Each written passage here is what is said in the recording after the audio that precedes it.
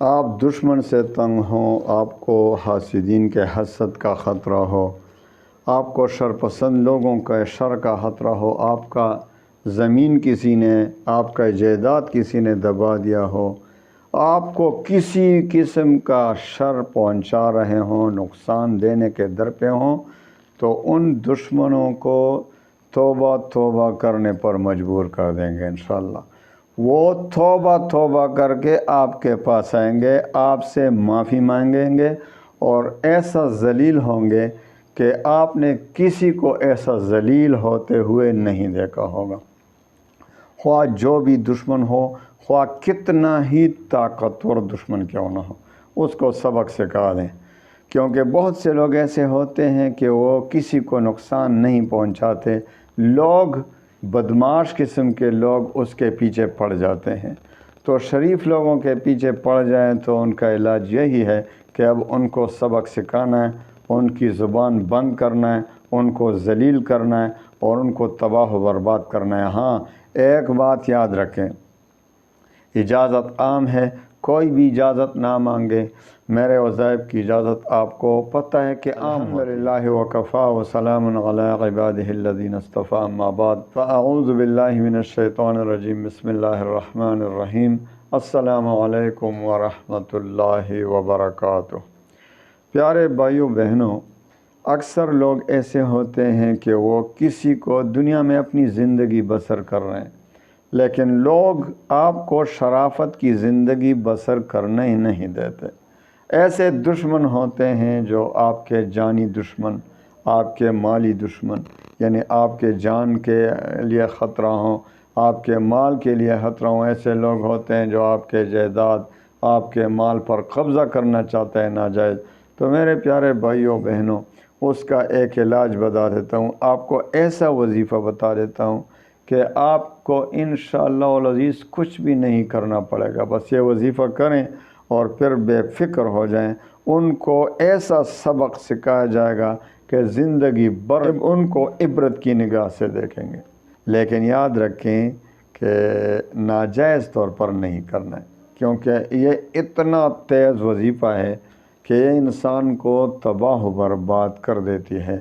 لیکن اگر آپ خدا نخواستہ ناجائز پر ہوں تو پھر ہرگز یہ وظیفہ نہیں کرنا ہے، ورنہ پھر آپ کو نقصان پہنچ جائے گا۔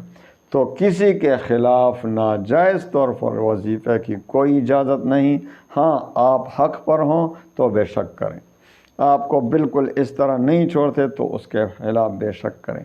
تو اجازت عام ہے، کوئی بھی اجازت نہ مانگے۔ آپ کو پتہ ہے میرے وظائف کی اجازت عام ہوتی ہے۔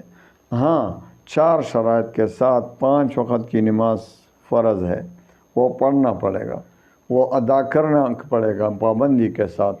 رزق حلال کی طلب یہ بھی ضروری ہے، کیونکہ جس کے پیٹ میں حرام مال پڑا ہو اس کی وظائف، اس کی دعا قبول نہیں ہوتی۔ اسی طرح اللہ تعالیٰ پر ایمان اور یقین، اعتماد کامل ہو، اور چوتھا اور آخری شرط وظیفے کا تلفظ ٹھیک ہو۔ اب جو میں وظیفہ دے رہا ہوں تو اس کا تلفظ پہلے ٹھیک کریں۔ آئیے اب آتے ہیں وظیفے کی طرف۔ کسی سے تنگ ہیں آپ، پریشان ہیں، آپ کے خلاف کارروائیاں کر رہے ہیں، تدابیر بنا رہے ہیں، تو بنانے دو، کوئی مشکل نہیں۔ انشاءاللہ اس کی زبان بند ہو جائے گی، اس کو ایسا سبق سکھا دیں گے کہ ساری دنیا یاد رکھے گی۔ تو وظیفہ کیا ہے؟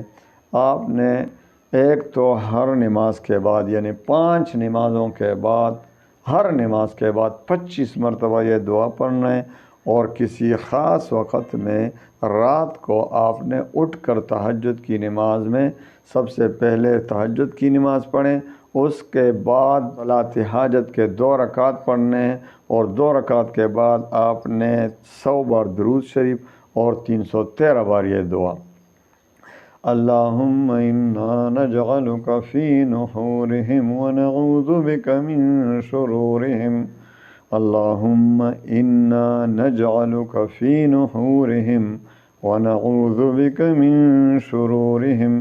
آپ نے یہ دعا 313 بار پڑھنی ہے، اور آخر میں پھر 100 بار درود شریف۔ آپ نے کم از کم 21 دن تک یہ وظیفہ پڑھنا ہے، اور اس کے کمالات و برکات خود دیکھیں گے۔ وہ دشمن، اور 5 نمازوں کے بعد 25 مرتبہ یہ دعا پڑھا کریں۔ 5 نمازوں کے بعد سخت ضرورت کے وقت یہ وظیفہ بھی پڑھیں، اور 5 نمازوں کے بعد کم از کم 25 مرتبہ یہ دعا پڑھیں۔ انشاءاللہ آپ دیکھیں گے آپ کا دشمن ذلیل ہو جائے گا، آپ سے معافی مانگنے پر مجبور ہو جائے گا، اس کی زبان بند ہو جائے گی۔ اللہ تعالیٰ تمام مسلمانوں کی جو باہمی دشمنیاں ہیں وہ دوستی میں بدل دے، اور جو نفرتیں ہیں اللہ تعالیٰ ان سب کو محبتوں میں بدل دے۔ وآخر دعوانا ان الحمد للہ رب العالمین۔